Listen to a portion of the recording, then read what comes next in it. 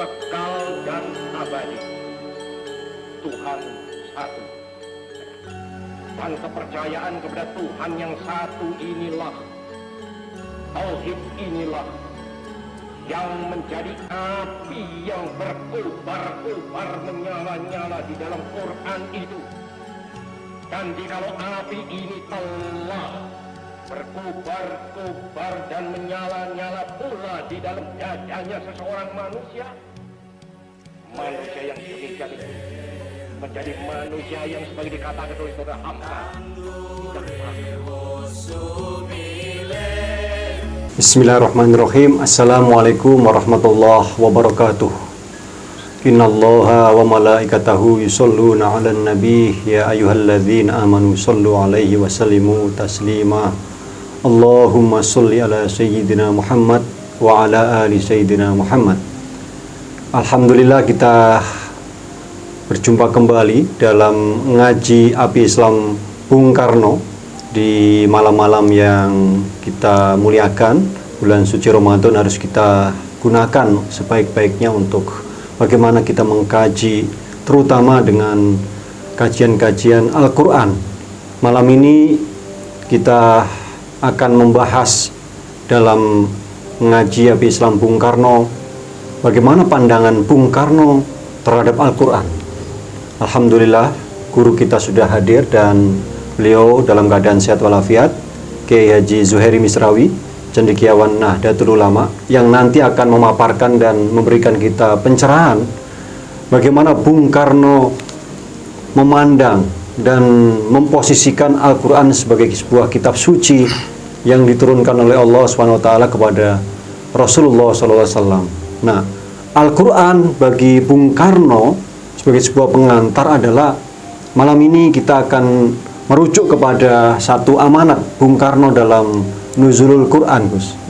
Dalam peringatan itu di Istana Merdeka, dan tema yang diamanatkan oleh Bung Karno adalah Al-Quran membentuk manusia baru. Jadi nanti kita dengan seksama hikmat untuk mendengarkan apa yang disampaikan oleh Kiai Haji Zuhairi Misrawi, dan tentunya insya Allah ngaji kita ini mendapatkan berkah oleh Allah SWT dan menjadi satu cahaya kita untuk melangkah dan menjadikan Al-Quran sebagai sandaran hidup. Jadi satu poin, Gus, bagaimana Al-Quran dipahami oleh Bung Karno, dan Bung Karno punya satu pernyataan yang luar biasa bagi saya pribadi, Gus. Tentunya juga banyak kalangan Islam, kalangan kaum muslimin memandang bahwa Bung Karno ini luar biasa. Ternyata Al-Quran dijadikan sebagai sebuah pembentuk manusia baru, Gus, di tangan Bung Karno, Gus. Kira-kira apa yang menjadi latar belakang Bung Karno kok bisa mengatakan itu, Gus? Ya, terima kasih Gus Dino. Ini malam-malam yang kita sebut Nuzul Quran, yaitu malam-malam yang menjadi momen penting bagi umat Islam. Malam-malam yang membahagiakan, malam-malam yang menyenangkan, malam-malam yang menggembirakan, karena Al-Quran diturunkan ke muka bumi oleh melalui perantara malaikat Jibril. Sekali lagi Bung Karno selalu menggarisbawahi bahwa ayat yang pertama kali turun yaitu Iqra. Iqra bismi rabbikal ladzi khalaq. Iqra wa rabbukal akram alladzi 'allama bil qalam 'allamal insana ma lam ya'lam. Nah, umat Islam sungguh beruntung karena mempunyai kitab suci yaitu Al-Quranul Karim. Lebih-lebih karena ayat yang pertama kali turun itu mengajak kita untuk berpikir, untuk membaca, untuk bangkit, untuk sadar. Yang dalam bahasa Bung Karno, Al-Quran membentuk manusia baru, yaitu manusia yang sadar, manusia yang eling, manusia yang betul-betul memahami bahwa hidup di muka bumi ini harus membangun peradaban. Maka sebenarnya kita umat Islam harus betul-betul berpedoman kepada Al-Quranul Karim.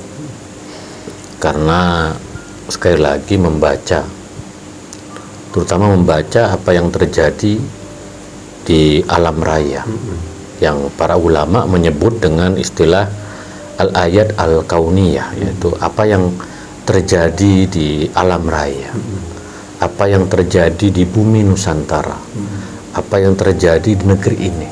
Kita harus membaca. Nah, pertanyaannya, kenapa harus membaca? Allamal insana ma lam ya'lam. Allah mengajarkan kepada manusia yang tidak tahu. Jadi membaca supaya kita tahu.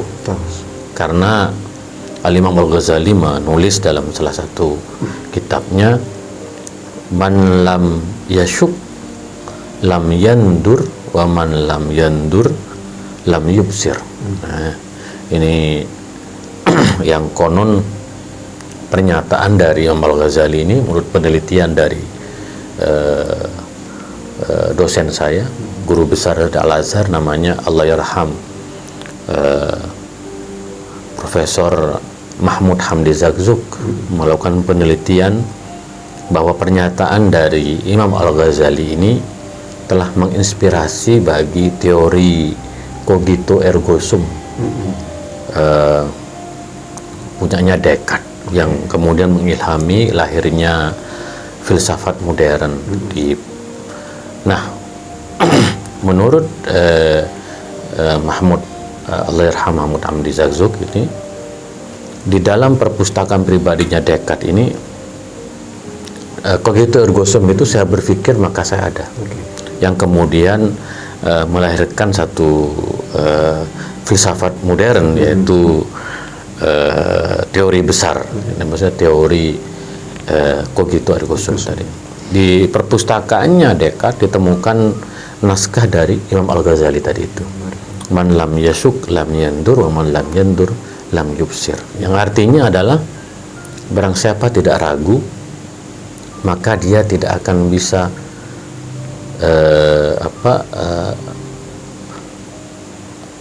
menemukan, barang siapa tidak ragu dia tidak bisa menganalisa, barang siapa tidak bisa menganalisa dia tidak akan menemukan kebenaran. Nah, membaca di dalam tradisi peradaban Islam itu sudah terbukti. Ketika peradaban membaca itu betul-betul mendominasi peradaban Islam, maka Islam berada di atas puncak kejayaannya. Maka dalam salah satu kisah, Ibnu Rushd, seorang ulama, pemikir, filsuf yang besar dalam sejarah Islam, itu tidak pernah membaca dan menulis hanya 2 hari, yaitu di hari pernikahan dia, karena ketika menikah nggak mungkin membaca malam pertama, dan yang kedua ketika orang tuanya meninggal dunia. Artinya peradaban membaca di dalam tradisi Islam itu telah terbukti melahirkan manusia baru, dalam bahasa Bung Karno. Maka oleh karena itu sebenarnya membaca itu merupakan sebuah kewajiban. Kewajiban bagi setiap kita untuk mengenali apa sungguhnya ajaran Islam itu sendiri. Nah, oleh karena itu kemudian Bung Karno sangat tergugah, yang Bung Karno mengatakan bahwa ayat Iqra itu merupakan salah satu apinya Islam. Bahwa ruh Islam itu adalah berpikir, membaca, menganalisa, kemudian mencari solusi-solusi bagi peradaban manusia. Nah, ini kemudian Bung Karno bercerita. Nah, apa yang selalu Bung Karno katakan adalah pengalaman-pengalaman pribadi yang diharapkan itu menginspirasi warga, seluruh warga negara, rakyatnya. Nah, Bung Karno Belanda menyerbu Jogja tahun 48, 3 tahun setelah merdeka. Lalu kemudian Bung Karno ditangkap dan diasingkan di Brestagi. Brestagi itu di Danau Toba. Pernah ke sana? Ya, pernah saya berkunjung ya ke tempat pengasingan Bung Karno. Dan diasingkan ke Brestagi. Itu tempatnya sangat indah karena langsung menghadap ke Danau Toba itu. Dan Bung Karno ya dikelilingi oleh tentara Belanda dan hanya ada 2 pembantu, namanya Musiah dan Karno. Dan dikisahkan oleh Bung Karno bahwa mereka ini Musiah dan Karno ini ya senang karena ditugaskan ya oleh Belanda, oleh penjajah sebagai juru masak. Lalu masaklah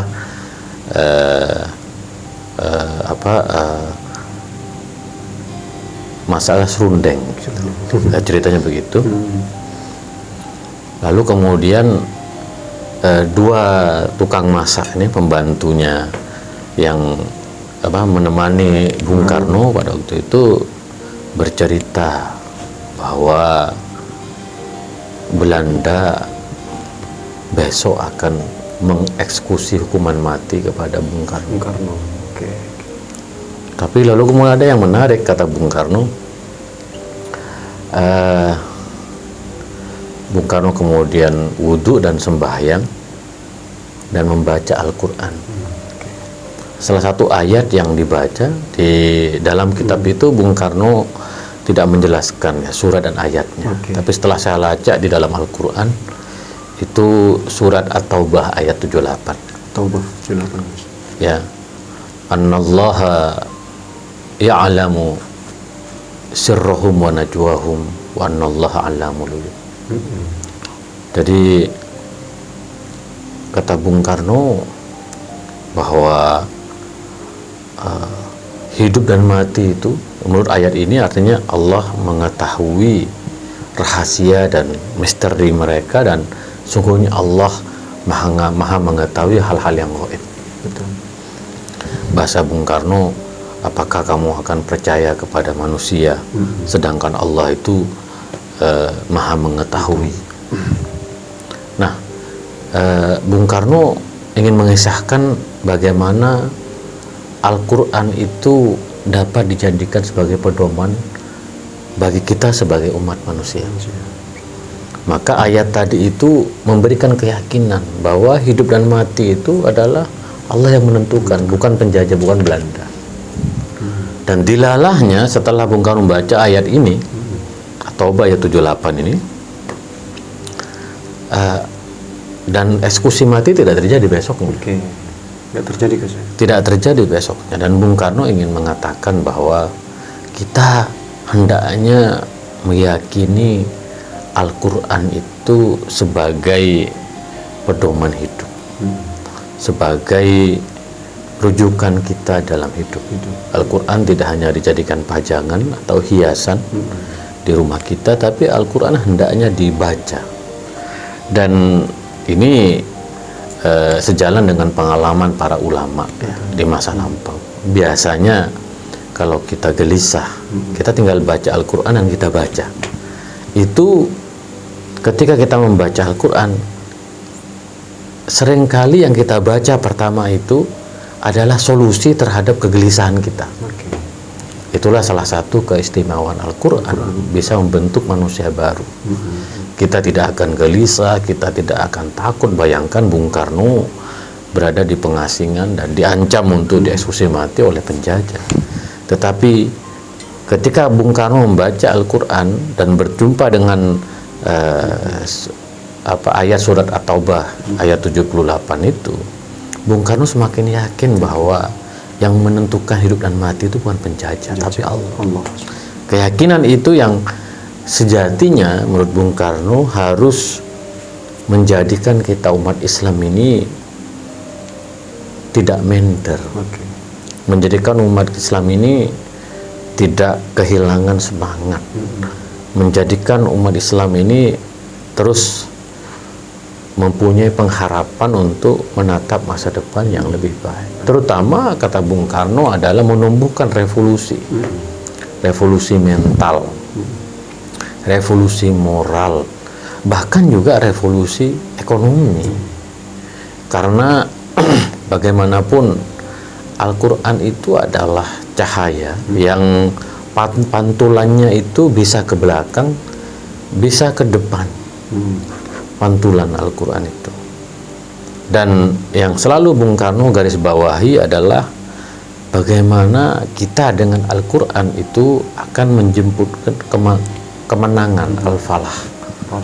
Ya, jadi ya ini tentu berbeda ya dengan kelompok ekstremis, dengan teroris yang menggunakan Al-Quran untuk membunuh, untuk menghalalkan kekerasan, bahkan untuk menebarkan kebencian dan provokasi. Nah, Bung Karno mengajak kita Al-Quran itu untuk membentuk manusia baru, yaitu manusia yang di dalam dirinya mempunyai api Islam yang terus bergelora untuk membentuk manusia baru, untuk membentuk peradaban yang nantinya peradaban itu akan menjadi hidup ini lebih indah.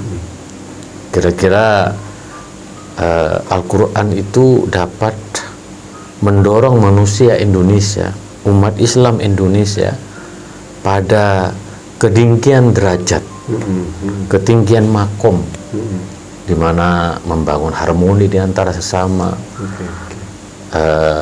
Kata Bung Karno, Al-Quran itu sejatinya dapat menjadi motivasi agar setiap insan-insan umat Islam itu cukup sandang panganan papannya.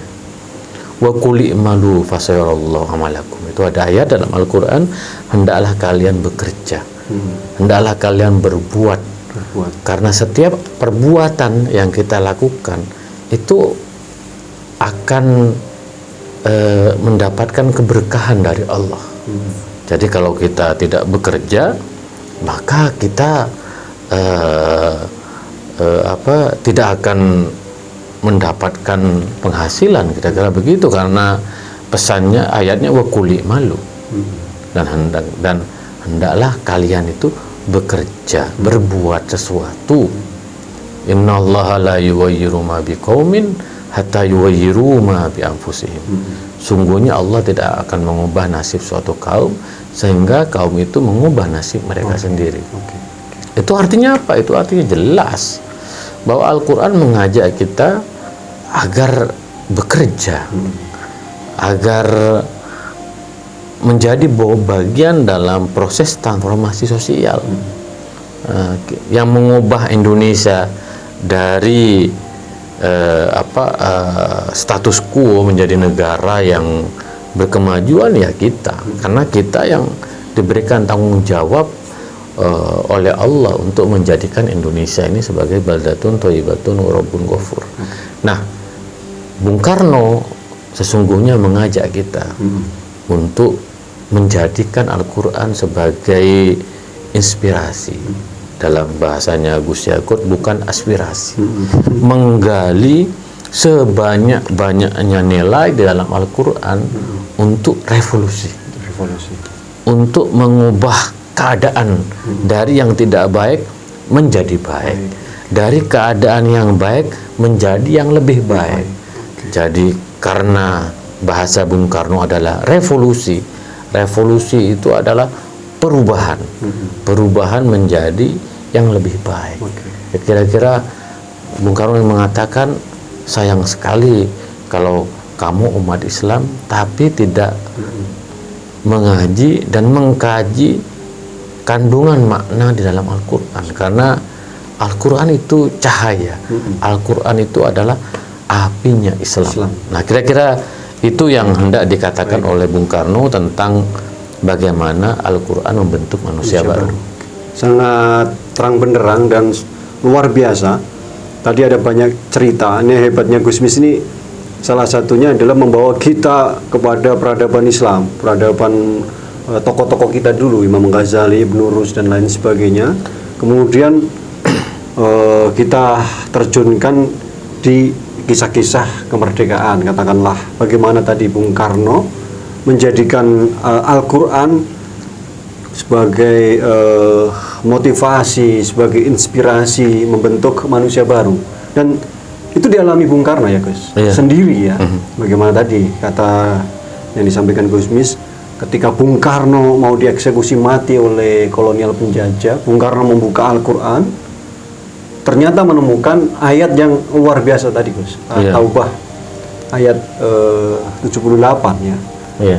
Nah ini menjadi satu pelajaran kita semua, bahwa ternyata Bung Karno ini bukan anti agama, bukan anti Islam, apalagi kontra Al-Quran. Ternyata Bung Karno ini adalah pecinta Al-Quran. Bung Karno ya, dalam catatan tadi, Bung Karno kemana-mana membawa Al-Quran. Membawa Al-Quran. Ketika Bung Karno dalam masa-masa sulit, betul-betul diasingkan oleh Belanda pada waktu itu, Bung Karno jalan keluarnya adalah ambil wudhu, sembahyang, lalu kemudian membaca Al-Quran dan memahami terjemahannya. Dan Bung Karno itu Presiden Republik Indonesia yang berjasa besar dalam konteks penerjemahan Al-Quran. Luar biasa. Kenapa? Karena kata Bung Karno, ya ini umat Islam kalau mau bangkit, kalau mau maju, itu harus memahami kandungan Al-Quran. Nah, Bung Karno beruntung karena terjemahan yang dibaca oleh Bung Karno adalah terjemahan Yusuf Ali dari bahasa Inggris. Dan mudah-mudahan terjemahan Yusuf Ali ini, dulu saya melihat terjemahannya yang selalu dikutip oleh almarhum Nurholis Majid. Dan ini betul-betul terjemahan Al-Quran dalam bahasa Inggris itu betul-betul memang membangkitkan motivasi. Dan ini menjadi catatan ya dari Kementerian Agama, dari Gus Yakut ya, supaya terjemahan Al-Quran itu kalau bisa terus dikembangkan, diperbaiki ya, sehingga tadi itu bagaimana Bung Karno ketika membaca Al-Quran dan terjemahannya dari Yusuf Ali tadi itu betul-betul Bung Karno mendapatkan inspirasi, motivasi yang luar biasa untuk membangun peradaban Indonesia yang kemudian itu mewarnai cara berpikir dan bagaimana Indonesia ini berproses menjadi negara yang berdaulat. Nah, ada satu poin Gus tadi Gus Mis sampaikan, kira-kira begini, Bung Karno memandang Al-Quran itu sebagai inspirasi ya untuk memerdekakan bangsa Gus, menuju negara yang merdeka ya, terus membentuk manusia baru dengan cahaya Al-Quran. Nah tadi Gus Mis sampaikan ternyata Al-Quran juga dipakai oleh kelompok teroris, kelompok radikalis untuk membunuh sesama, menghalalkan kekerasan yang dilakukan oleh ISIS Gus di Timur Tengah. Kira-kira bagaimana Gus untuk agar umat Islam tahu bahwa beda gitu loh Gus. Di tangan Bung Karno itu Al-Quran menjadi membentuk manusia baru yang beradab untuk membangun Indonesia, tapi di tangan mereka ini kok jadi seperti itu Gus? Ya, ini kan sejauh mana kita memahami keagungan Allah. Karena bagaimanapun Al-Quran itu adalah wahyu, adalah kalamullah. Wahyun min Allah, adalah wahyu dari Allah, adalah firman Allah. Karena Al-Quran sebagai firman Allah, maka Allah yang kita pahami itu adalah Allah yang, kata bahasa Bung Karno yang kita bedah dalam tema sebelumnya, adalah Ar-Rahman Ar-Rahim. Allah yang maha pengasih. Allah yang maha pengasih, Allah yang maha penyayang, yang kasih dan sayangnya itu melimpah luar biasa, itu akan menjadikan Al-Quran itu sebagai pegangan hidup untuk membangun manusia baru, bukan untuk merusak peradaban manusia. Nah, itu pengalaman Bung Karno, atau sekarang pengalaman saya pribadi. Kebetulan saya bisa bahasa Arab. Dan kalau kita membaca Al-Quran dengan cita rasa bahasa Arab yang begitu tinggi, begitu sastranya sangat luar biasa, kita akan menemukan makna yang menjadikan Al-Quran itu sebagai penggerak ya, sebagai yang mencerahkan kita lah. Nah, oleh karena itu memang kalau ada kelompok-kelompok ekstremis, teroris yang menggunakan atau mengatasnamakan Al-Quran untuk tujuan-tujuan kekerasan dan aksi membunuh diri, itu yang salah bukan Al-Qurannya. Itu yang salah adalah terorisnya, kelompok ekstremisnya.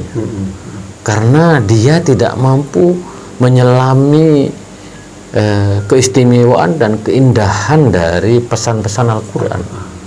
Maka oleh karena itu memang sekali lagi kita harus hati-hati untuk belajar agama. Karena non jauh di sana banyak kelompok-kelompok yang berusaha untuk menggunakan Al-Quran untuk tujuan-tujuan yang jahat. Walaupun ini sebenarnya bukan fenomena baru. Pada zaman Nabi sudah ada, dan Nabi sudah meramal bahwa akan datang suatu zaman, suatu masa di mana orang-orang yang membaca Al-Quran, yang hafal Al-Quran, tetapi dia tidak memahami keindahan dan keistimewaan makna yang dalam Al-Quran. Maka belajar dari Bung Karno ini ya hendaklah ya, kalau bisa ya membaca Al-Quran terjemahannya Yusuf Ali. Terjemahan Yusuf Ali itu terjemahan yang memang sangat mencerahkan, menggugah kita untuk menyelami lautan makna di dalam Al-Quranul Karim. Alhamdulillah sudah sangat terang benderang apa yang disampaikan oleh Gusmis, bahwa Bung Karno setiap saat, setiap hari itu selalu membawa Al-Quran dalam perjuangannya memerdekakan bangsa ini. Dan tentunya menjadi satu hal yang kita ketahui sebagai umat Islam, bahwa ngaji api Islam Bung Karno adalah bagaimana kita menangkap api Islam, menangkap pesan dari Al-Quran. Bagaimana Al-Quran ini kita gunakan sebagai sandaran kehidupan kita, sebagaimana disampaikan oleh Gusmis. Dan kita harus berguru kepada ulama dan kiai yang benar, Gus. Betul. Yang tepat. Seperti Al-Mukarram Gusmis ini punya karya Al-Quran Kitab Toleransi. Tadi ada cerita, Gus, dari pagi ada sahabat saya itu menghadiahkan bukunya Gusmis kepada temannya, Gus, yang ulang tahun. Nah, ini penting menjadi satu perhatian generasi milenial, bahwa bergurulah kepada yang expert, yang bahkan Dian Sastro membaca buku saya. Dian Sastro, Gus? Dian Sastro. Luar biasa. Di salah satu IG-nya itu dia menampilkan buku saya gitu. Saya senang bahwa ya menginspirasi banyak orang.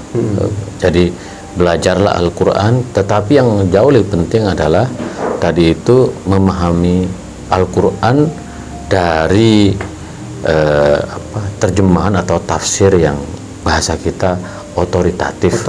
Bukan tafsir yang otoriter. Alhamdulillah sudah kita lewati 30 menit dari ngaji Api Islam Bung Karno. Semoga kajian kita ini mendapatkan berkah dan bisa memberikan kesadaran baru ya, sebagaimana amanat Bung Karno dalam nuzul Quran. Insya Allah beberapa hari besok kita memperingati, Gus, nuzul Quran, bahwa bulan suci Ramadan adalah bulan kita untuk mengkaji Al-Quran ya, memahami. Dan ternyata Bung Karno adalah tokoh bangsa, proklamator yang sudah pernah menyampaikan bagaimana Al-Quran membentuk manusia baru. Sekali lagi atas paparan pencerahan yang disampaikan oleh Kiai Haji Zuhairi Misrawi, kita ucapkan terima kasih. Sama-sama. Kita bertemu dalam episode selanjutnya Api Islam Bung Karno. Demikian, Wallahul muwaffiq ila aqwamit thoriq. Wassalamualaikum warahmatullahi wabarakatuh.